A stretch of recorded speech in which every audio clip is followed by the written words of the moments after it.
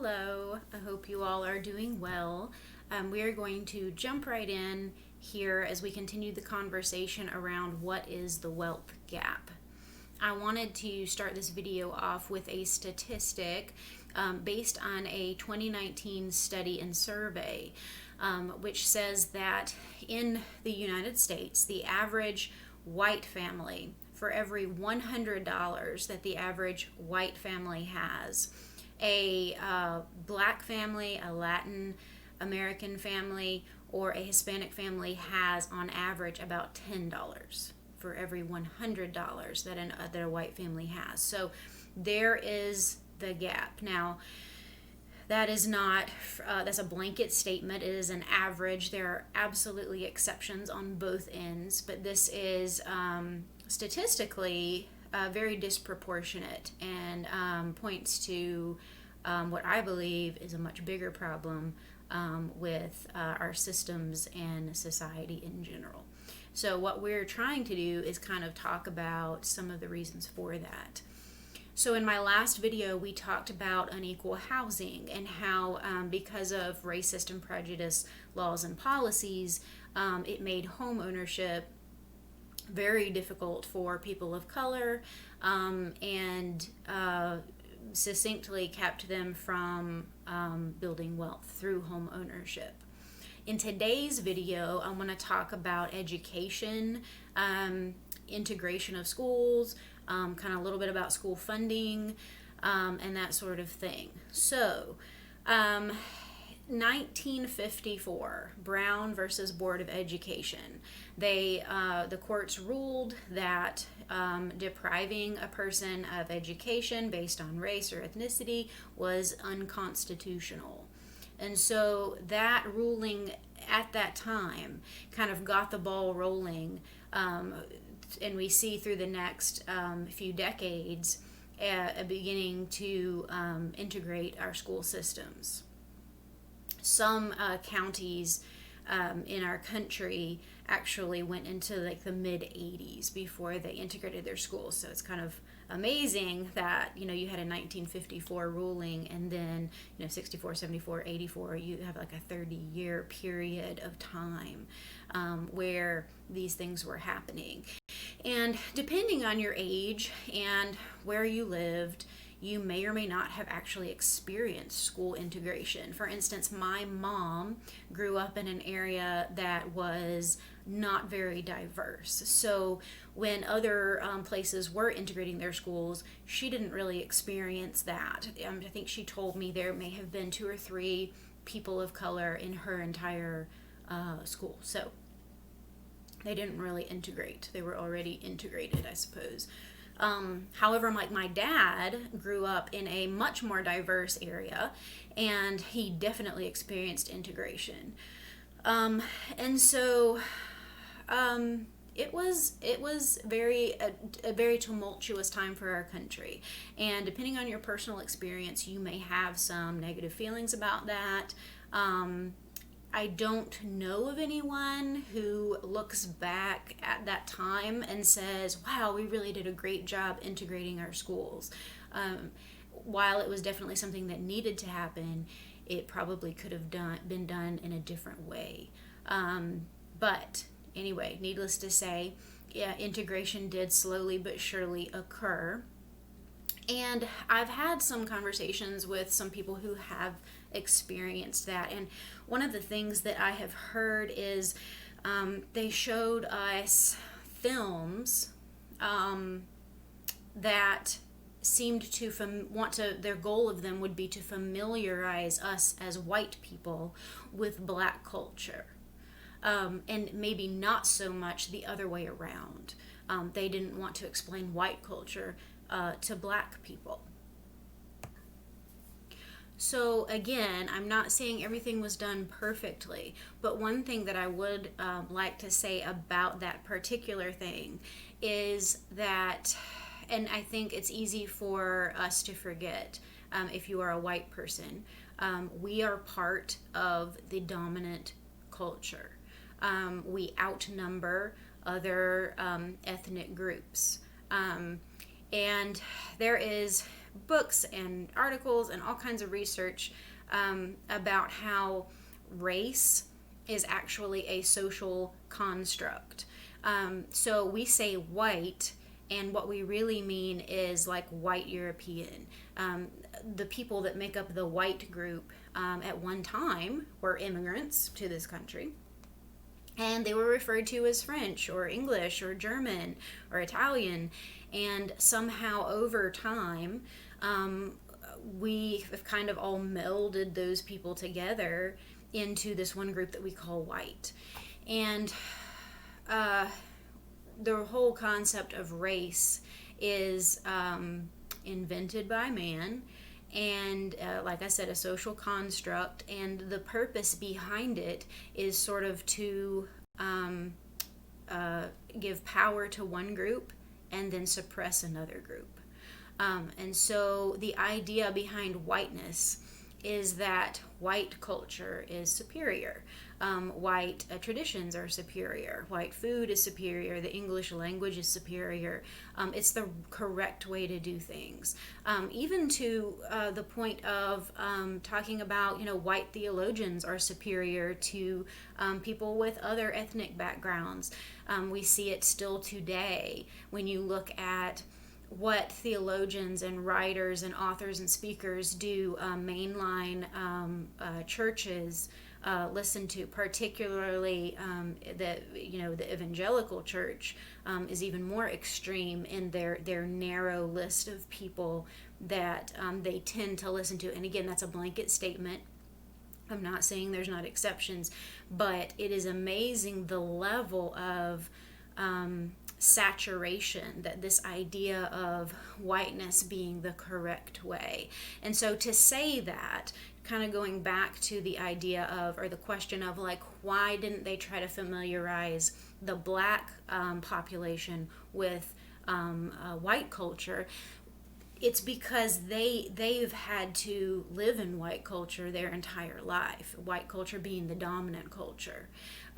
They are used to assimilating into white culture, and there are some people that say that minority cultures in this country actually understand white culture better than white people, which sounds crazy.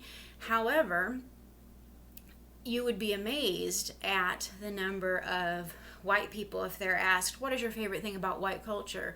And they look at you like, I didn't even know we had a culture. Well, that is the language of someone who is a part of the majority culture.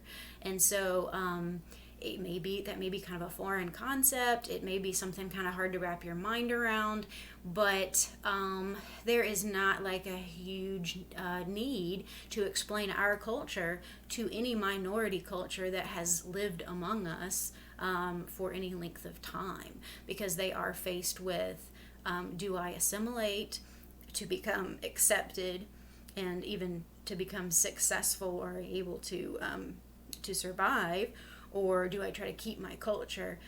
They're very familiar with white culture. And conversely, white people, because of segregation in so many different areas, housing, churches, restaurants, things like that, it is easy for us to order our lives, either intentionally or unintentionally, where we don't have to learn about anybody else's culture but ourselves.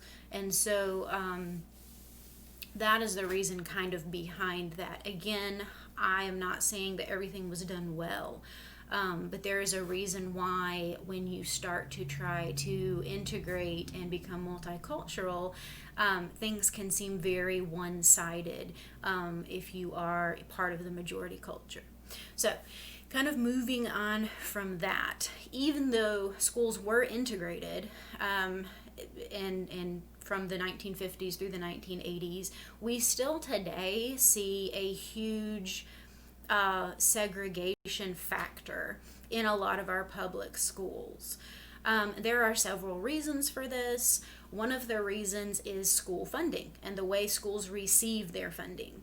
So schools generally, most schools that are public schools receive funding based on a percentage of the tax of the properties around it. So if a school is zoned for a certain area, it's going to receive funding from the other properties in that area based on their tax value.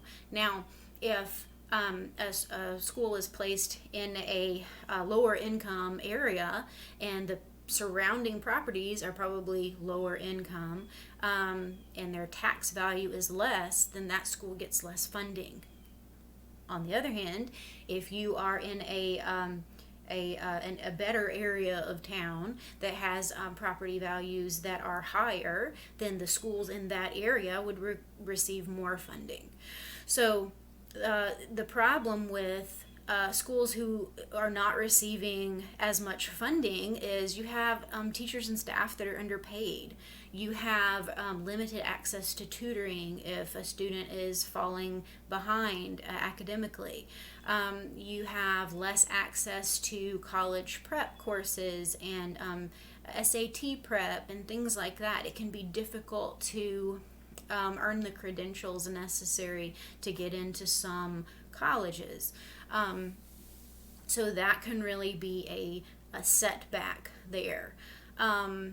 Also, there is, the issue of now school choice. And unfortunately, this has kind of been linked with the Republican Party. It's something that they really like to push. It sounds good on the surface. And it's basically the idea that, okay, well, if you're zoned for a school that is a lower funded school, then you don't have to go there. You can send your child to any school in this district, or there's some has to be in your county, or there's some qualifications, but basically you're not limited to the school that you're zoned for. And so that sounds great, but the problem tends to arise with transportation, bus transportation. Most of the time, if you choose to send your child to a school that is not in your zone, then you are not given the option of bus transportation to and from school. So you can imagine this affects families who don't have anyone available to take their kids to and from school. So single parent households where the parent is working and they can't take and pick up their kids, or families where both parents have to work, or there's not any close like grandparents or aunts and uncles or anyone available to take their child. They don't have a choice still. They have to choose the school that they're zoned for. So you're giving children who are already privileged in that, they're statistically more likely to have one parent working and maybe one parent at home, or having a better economic situation where maybe the parent has flexibility with their job and can take them and pick them up. You're privileging the privileged, and then you're the people who are not privileged. You're increasing the disparity and all of that, and those kids get left behind because they're forced to choose the school that they're zoned for, even if it's not a good choice. So school choice. I'm not saying there's never a place for that. I'm not saying it's always horrible, but I'm saying it does cause the gap to widen all the more, because it is really just an advantage to the advantaged. So we see the same thing with charter schools. I think some charter schools do actually have bus transportation, but many do not. And so again, a charter school is sort of the equivalent of a private school, but run on public school dollars. So you are, well, actually, I shouldn't say public school dollars. I think their funding actually comes from somewhere different. So Don't quote me on that. But the point is, you're not paying tuition, but you do have to apply to get in. And many times, again, there's no public transportation to and from school. So you are pulling those kids who are maybe doing better economically, and you're putting them all together, meanwhile leaving behind the kids who maybe are not doing well economically and don't really have a choice. The same concept goes with private school. Again, I'm not saying that there's never a place for private school. Don't hear me say that, but it is the same concept. You're taking the wealthy and the privileged, or the cream of the crop, and which honestly demographically are usually white kids, and you're setting them apart and forcing the gap to widen all the more. And so it's just not to say, it's just something to keep in mind and to think about. Another thing that I kind of wanted to touch on a little bit is once you are, say that you are zoned for a lower income, lower funded school, but you beat the odds. You make good grades, you graduate high school, you're able to get into college, you graduate with a degree, and now you're ready to enter the workforce. As you're preparing your resume and all that and getting ready to send out to employers, statistically, it's been proven that resumes sent to employers with ethnic sounding names like Jamar or Latasha are less likely to get job interviews than those with white European sounding names like John or Elizabeth. Maybe intentional, maybe unintentional at times, but it's another way that there is bias present, that there is discrimination, and it makes it harder, all the harder to get into the workforce. It's also been statistically proven that in job interviews, say an African American job applicant is going to be judged far more harshly on things like grammar and language than a white applicant. Again, maybe intentional, maybe not intentional bias, but the bias, the impact is still there. So if you've ever heard the saying, people of color have to work twice as hard to get half as far, there is some credence to that, because of the social constructs and the biases that we have perpetuated in our society. So just a few things to think about. We're going to continue this conversation in another video. I actually was going to talk about one other thing in this video, and it just got too lengthy, and I didn't want to have a super long video and have to rush through things. So we will definitely have a part 3 of the wealth gap, so stay tuned for that. Please, if you find this video interesting or helpful, please subscribe. I would love to see your comments in the comments section. And as always, stay safe and well, and continue to love well.